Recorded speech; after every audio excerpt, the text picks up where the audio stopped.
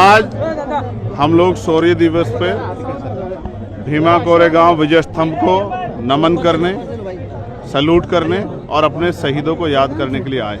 Sir, आज के दिन को लेकर क्या कहेंगे? दूसरी बात, मैं पिछले 10, 12, 15 किलोमीटर देख रहा हूँ जिस तरह का जोश उत्साह है, हर साल बढ़ रहा है। आज मुझे कई स्टेट के लोग यहाँ मिले, यूपी के भी, बंगाल तक के लोग जो हैं, तेलंगाना के लोग भी आए हैं। धीरे धीरे जागृति बढ़ रही है, लोग तैयार हो रहे हैं। डॉक्टर बाबा साहब अम्बेडकर के कही गई बातों के पीछे पहरेदारी देने के लिए खड़े हो रहे हैं। और मैं समझता हूँ, मुझे बड़ी खुशी है कि लोग बड़ी संख्या में आ रहे हैं, लेकिन आज के बाद क्या, ये एक बड़ा सवाल है। आज के बाद क्या करेंगे? 364 दिन क्या करना है? जब तक हम यहाँ आके और यहाँ से कुछ सीख के नहीं जाएंगे और बाबा साहब के विचारों पर नहीं चलेंगे, तब तक यहाँ आने का फ़ायदा क्या है? तो हम यहाँ इसलिए आते हैं क्योंकि बाबा साहब ने एक हमसे आह्वान किया था कि यहाँ अपने उस पे आओ, पुरखों को याद करो। लेकिन आप एक बात महसूस करो कि हम अभी क्या मना रहे हैं, शौर्य दिवस, क्योंकि हमारे पुरखे कुछ करके गए थे गुलामी से आज़ादी के लिए। हम क्या कर रहे हैं? इस देश को तो दोबारा गुलाम बनाने का प्रयास किया जा रहा है। जिस तरह से भाजपा के लोग, आरएसएस के लोग इस देश को गुलाम बनाने के लिए लगे हुए हैं, इस देश के सरकारी इंस्टीट्यूशन खत्म कर रहे हैं, इस देश के लोकतंत्र की हत्या कर रहे हैं। 140 से ज़्यादा एमपी जो है सदन के, उनको निलंबित कर दिया गया है, अपनी मर्जी से कानून पास करा लिए गए। तो ये भी तो लोकतंत्र की हत्या है। बाबा साहब अम्बेडकर को मानने वाले लोग फिर इस पर चुप क्यों हैं?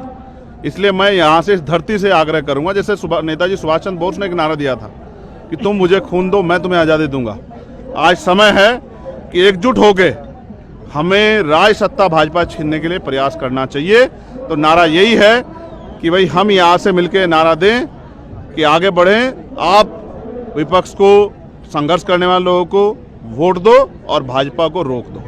क्योंकि अगर भाजपा नहीं रुकी तो वो दिन दूर नहीं कि संविधान खत्म करके इस देश में पुनः वही कानून लागू कर दिए जाएंगे जिसमें दलित, पिछड़े, आदिवासी, जो बहुजन समाज के लोग, कमजोर वर्ग के लोग, उनको अधिकार नहीं रहेंगे। यहाँ तक तो मीडिया पे भी प्रतिबंध हो गया। मीडिया क्या न्यूज चलाएगी, क्या नहीं चलाएगी, मीडिया क्या लिखेगी, इस पे भी पैरा हो गया है। ये सब आरएसएस और भाजपा के राज में हो रहा है। इस आरएसएस भाजपा के राज को उखाड़ के फेंकना पड़ेगा। जितने अम्बेडकरवादी यहाँ हैं और जो देश दुनिया में रहे, उन सबसे मेरी अपील है कि अगर वास्तविकता में बाबा साहब अम्बेडकर ने कहा था कि मुझे मेरे मरने के बाद मरा हुआ मत समझना, जब तक संविधान जिंदा मैं जिंदा हूँ। आज उस संविधान को बचाने के लिए एकजुट हों, अपनी जिम्मेदारी को समझें और संविधान विरोधी ताकतों को जड़ से उखाड़ फेंके, इसकी तैयारी करें। जितने लोग आज यहाँ हैं, अगर इतने लोग सड़क पर निकल के कह दें, इस ईवीएम से लोग डर रहे हैं कि हम इस ईवीएम को बैन करवाना चाहते, तो ईवीएम एक दिन में बैन हो जाएगी। क्योंकि मेरा भोला समाज है, ये यहाँ आके अभिवादन करता है लेकिन अपने महापुरुषों के रास्ते पे नहीं चलता। जिस दिन संघर्ष के रास्ते पे आए इतने लोग, उस दिन देश की तस्वीर बदल जाएगी। आप महाराष्ट्र में महाविकास आघाड़ी सरकार के साथ जाने वाले हो? मैं कोशिश कर रहा हूँ कि भारतीय जनता पार्टी का हर जगह से उनका विरोध हो और वो लोग सत्ता से बेदखल। ये यहाँ की सरकार भी उन्होंने कैसे बनाई आपने देखा ना, तोड़ के, खरीद के, लोकतंत्र की हत्या करके, डरा के, सीबीआईडी इनकम टैक्स का दुरुपयोग करके, यही ऐसे ही तो बनाई ना। जनता उनके साथ नहीं है। जनता तो आप बहुत सारे स्टेटमेंट के खिलाफ है। लेकिन जिस तरह उन्होंने मध्य प्रदेश में तोड़ के सरकार में, जिस तरह यहाँ, जिस तरह उन्होंने तेलंगाना में और तमाम जगह प्रयास किए, आज भी वो लोग प्रयास कर रहे हैं। लेकिन जनता समझ रही है, महंगाई मुद्दा है, बेरोजगारी मुद्दा है, किसानों की समस्या मुद्दा है, नौजवानों की समस्या मुद्दा है, महिलाओं पर अत्याचार मुद्दा है, नौजवानों के लिए रोजगार, स्वाभिमान, सम्मान का जीवन मुद्दा है। इन पे हमें चर्चा करनी पड़ेगी।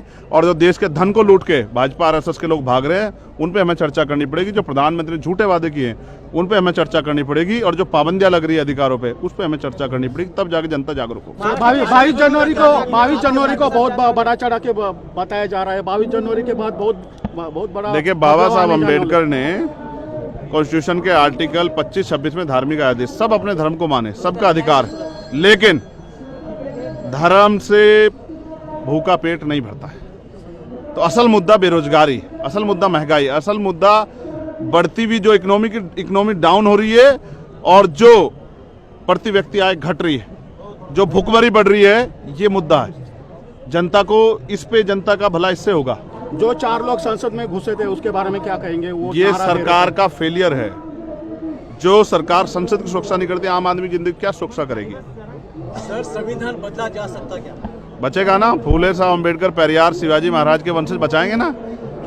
जैसे अंग्रेज यहाँ से चले गए ना, ऐसे ये भी जो अंग्रेजों जैसा व्यवहार कर रहे हैं तानाशाही के, ये भी चले जाएंगे। आप देखना। महाराष्ट्र में शरद पवार, उद्धव ठाकरे और कांग्रेस के साथ। शरद पवार जी बड़े नेता हैं। अभी मैं उनसे पिछले हफ्ते मिला था। मैंने उनसे अपील की कि वो आगे बढ़ के लीड करें, तो बहुत देश में बड़े परिवर्तन हो सकते हैं। आप उनके साथ जाने वाले हो?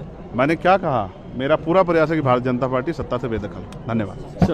सर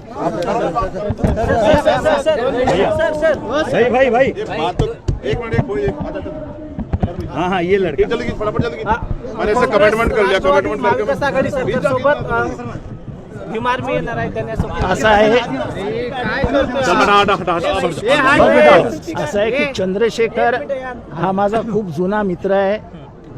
संघर्षाच्या काळामध्ये आम्ही कायम दोघं एकत्र राहिलो आहे आणि आमची अपेक्षा आहे की महाराष्ट्रात जेव्हा संघर्ष सुरू होईल तेव्हा चंद्रशेखर आमच्या बरोबर असेल. भीम आर्मीचा तुम्हाला फायदा होईल. मैं मराठी समझ भीम आर्मीचा फायदा होईल का नाही वगैरे वगैरे त्या नंतरच्या गोष्टी आहेत, पण विचाराने तो आमच्या जवळ आहे. कारण का विचार एकच आहे, इथल्या जातीवादी शक्तींना पराभूत करणे. महाविकास आघाडीचा जागा वाटपाचा फॉर्म्युला ठरलाय.